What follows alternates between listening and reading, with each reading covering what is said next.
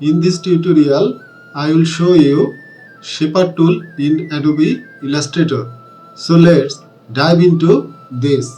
You can locate Shaper tool from here. Just right click and Shaper tool. Shortcut is Shift plus N. Shaper tool draw freehand to create shapes automatically and merge or remove overlapping areas. Okay. So you can draw freehand. You can draw any shapes with freehand automatically. You can see I am drawing an triangle with freehand. Okay. You can see automatically Shaper tool creates a triangle for us. Now you can see ellipse, an ellipse created. Okay. So now I am trying to draw a square. So this is the perfect square. You can see that perfect rectangle. So it covers actually where you, in which area you draw, it almost cover.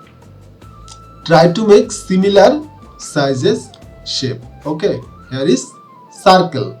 Okay, if you draw with overlapping with the circle, you can see it will automatically cover it, and the covered area is shown by dotted lines.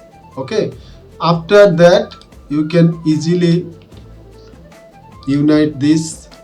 Okay, easily unite this shape or whatever you want to do. So basically Shaper tool draw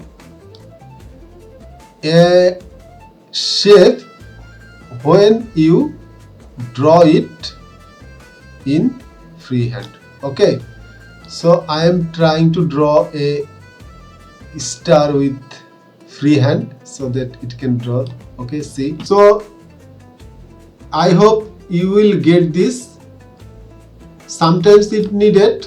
Okay, sometimes it's needed. You can try it. Draw which shape it is drawn is basically stroke, default stroke 1 point, uniform, and brush definition 5 point, and fill color.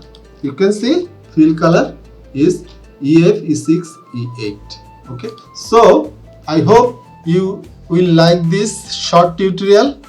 If so, please subscribe this channel. Keep editing.